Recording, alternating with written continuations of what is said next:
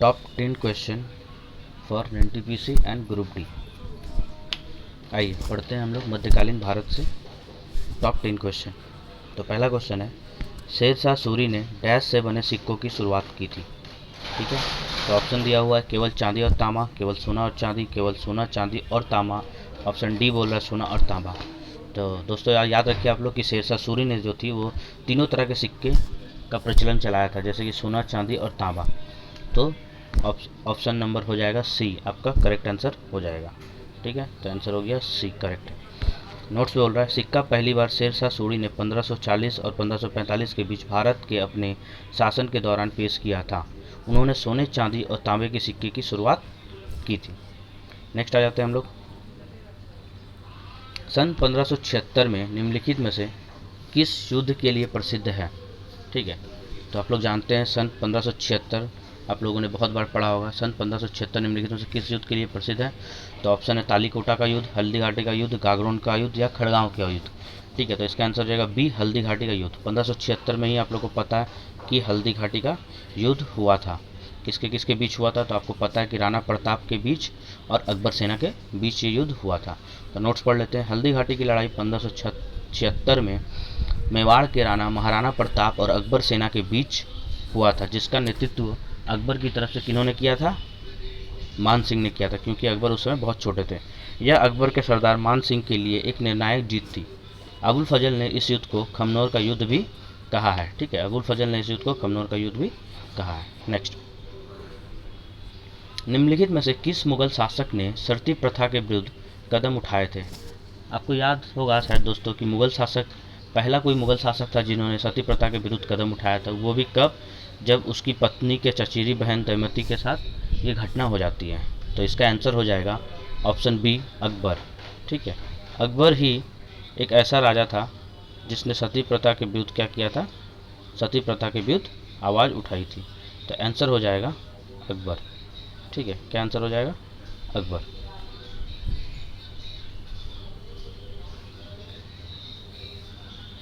ठीक, क्या हो रहा है, क्लिक क्यों नहीं हो रहा है, अकबर। ठीक है, आंसर हो जाएगा बी, अकबर।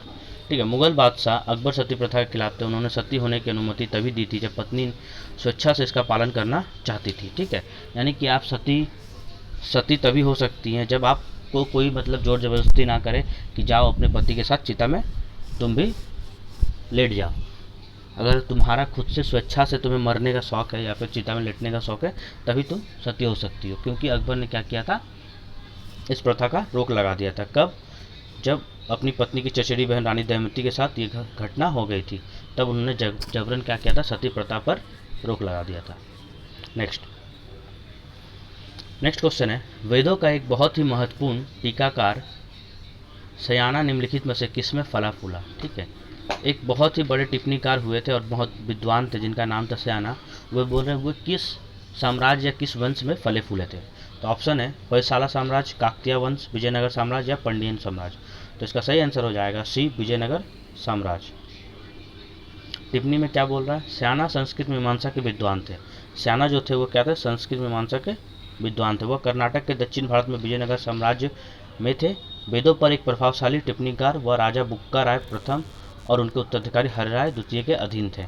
ठीक है, तो इंपॉर्टेंट क्वेश्चन आपके लिए ये है कि वो किसके अधीन थे, राजा बुक्का राय प्रथम और उनके उत्तराधिकारी हरिहर द्वितीय के अधीन थे। बहुत इंपॉर्टेंट क्वेश्चन। नेक्स्ट आ जाते हैं हम लोग, निम्नलिखित में से किस राजा ने नरोज के फारसी त्यौहार की शुरुआत की थी। ठीक है, नरोज एक तरह का फारसी त्यौहार हुआ करता था। पूछ रहा है कौन से शासक ने या राजा ने इस त्यौहार की शुरुआत की थी। ऑप्शन है बहरम शाह, बलबन, रुकनुद्दीन फिरोज शाह या नसरुद्दीन मोहम्मद। तो इसका सही आंसर हो जाएगा बलबन। बलबन को आप लोग जानते हैं लौ और रक्त की नीति के लिए भी इन्हें जाना जाता है। ठीक है, तो बलबन ने ही नरोज के फारसी त्यौहार की शुरुआत की थी। बलबन ने सिजदा और पाइबोस, ये वर्ड खास करके देता है, कभी कभी क्वेश्चन में आप देखिएगा सिजदा और पाइबोस वर्ड खास करके दिया रहेगा। तो बलबन ने ही सिजदा और पाइबोस रीति रिवाजों की शुरुआत की थी। अपनी सरकार की शक्ति और विस्मय से लोगों को प्रभावित करने के लिए बलबन ने एक शानदार दरबार बनाए रखा था। उन्हें नौरोज के फारसी त्यौहार की शुरुआत भी की थी। समझ गए, तो नौरोज के फारसी त्यौहार पूछेगा तो आंसर चल जाएगा बलबन, और सिजदा पाइबोस रीति रिवाज पूछेगा तब भी आंसर आपका चल जाएगा बलबन। नेक्स्ट, निम्नलिखित में से कौन सा राजा द्वारका में द्वारकाधीश मंदिर के विनाश के लिए जिम्मेदार है। बोल रहा है ऐसा कौन सा राजा हुआ था जिन्होंने द्वारकाधीश, जो कि गुजरात में मंदिर पड़ता है, भगवान कृष्ण का बहुत विशाल मंदिर है, भव्य मंदिर है, उसको ध्वंस कर दिया था या उसका विनाश किया था। ऑप्शन है अहमद शाह द्वितीय, महमूद शाह प्रथम, अहमद शाह प्रथम या हसन खान। तो इसका सही आंसर हो जाएगा बी, महमूद शाह प्रथम। महमूद शाह प्रथम ही एक ऐसा राजा था जिन्होंने क्या किया था, द्वारकाधीश मंदिर का विनाश किया था। ठीक है, महमूद शाह प्रथम जिसने महमूद बेगड़ा की उपाधि धारण की थी, दाऊद शाह की मृत्यु के बाद गुजरात सल्तनत के सिंहासन पर चढ़ा और वह गुजरात में द्वारकाधीश मंदिर के विनाश के लिए जिम्मेदार भी था। ठीक है, गुजरात में द्वारकाधीश मंदिर के लिए जिम्मेदार भी था। कौन? महमूद शाह प्रथम। तो याद रखिएगा, महमूद शाह प्रथम हो जाएगा इसका आंसर। ठीक है, महमूद शाह प्रथम। नेक्स्ट आ जाते हैं। निम्नलिखित में से किसने स्वयं को पृथ्वी पर ईश्वर की छाया कहा है। ठीक है, ऐसा कौन सा राजा हुआ जिसने कहा कि पृथ्वी पर अगर ईश्वर की छाया अगर कुछ है तो वो मैं ही हूँ। ऑप्शन है इल्तुतमिश, बलबन, औरंगजेब या फिरोज शाह तुगलक। तो इसका आंसर सही उत्तर हो जाएगा बलबन। बलबन कहा करते थे कि पैगंबर के बाद सबसे महत्वपूर्ण पद संप्रभु का था, इसलिए उन्होंने खुद को पृथ्वी पर भगवान की छाया कहा। हालांकि उसने खलीफा नाम के खुतबे और सिक्कों को बरकरार रखा, लेकिन उसने कहीं और खलीफा का उल्लेख नहीं किया। तो इसका आंसर हो जाएगा कि स्वयं को पृथ्वी पर ईश्वर की छाया किसने कहा। तो आंसर हो जाएगा बलबन। क्या आंसर हो जाएगा? बलबन। बी राइट आंसर है। ठीक है, याद रखिएगा। नेक्स्ट, निम्नलिखित में से किस शासक ने गुजरात को जीतकर दिल्ली सल्तनत में मिला लिया था। ऑप्शन है गियाथ अल दिन तुगलक, मोहम्मद बिन तुगलक, अलाउद्दीन खिलजी या सिकंदर लोधी।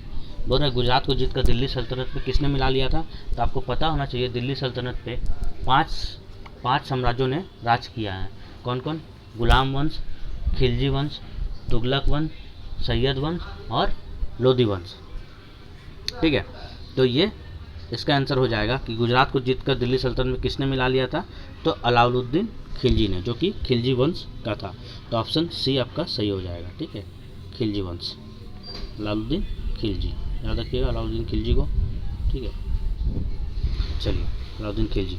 तो गुजरात के समित प्रांत को 1297 ईस्वी में अलाउद्दीन खिलजी द्वारा जीत लिया गया था और दिल्ली सल्तनत में मिला लिया गया था। गुजरात 401 ईस्वी तक दिल्ली सल्तनत का एक प्रांत बना रहा। कब तक? 401 तक दिल्ली सल्तनत का एक प्रांत बना रहा था। नेक्स्ट आ जाते हैं। निम्नलिखित में से किसने शेर शाह सूरी को उनकी बहादुरी के लिए शेरे खान की उपाधि दी थी। बहुत वीवीआई क्वेश्चन। ठीक है, बोल रहा शेर शाह सूरी को उनकी बहादुरी के लिए शेर वर्ड पूछेगा। क्या वर्ड देगा? शेर वर्ड। शेर खान की उपाधि किसने दी थी।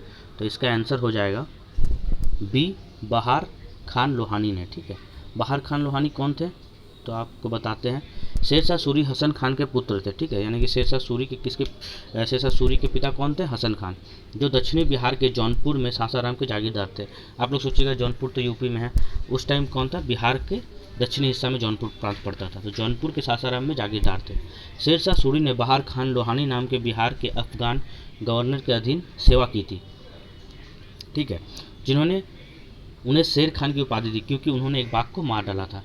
तो आप लोग याद रखिए कि शेर खान की उपाधि शेर शाह सूरी को इसलिए दिया गया था क्योंकि बचपन में वो बहुत बहादुर थे, मतलब शुरू से ही बहादुर थे। बचपन में उन्होंने एक शेर या बाघ के बच्चे को मार डाला था, जिसके कारण उन्हें शेर शाह की उपाधि दी गई थी।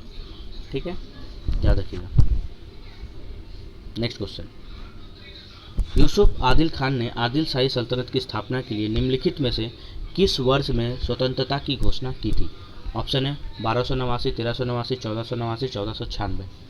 तो इसका आंसर हो जाएगा आंसर सी। क्या आंसर हो जाएगा? आंसर सी इसका करेक्ट आंसर है। ठीक है, 1489, 1489 बोल रहा है। 1489 में क्या हुआ था? यूसुफ आदिल शाह को उनकी बहादुरी और व्यक्तित्व के कारण बीजापुर का राज्यपाल नियुक्त किया गया था। कहाँ का राज्यपाल नियुक्त किया गया था? बीजापुर का राज्यपाल नियुक्त किया गया था। उन्होंने 1489 ईस्वी में आदिल शाही सल्तनत की स्थापना के लिए स्वतंत्रता की घोषणा की और 1510 ईस्वी तक शासन किया। तो याद रखिए यूसुफ आदिल खान ने आदिल शाही सल्तनत की स्थापना के लिए किस वर्ष स्वतंत्रता की घोषणा की? तो 1489 में।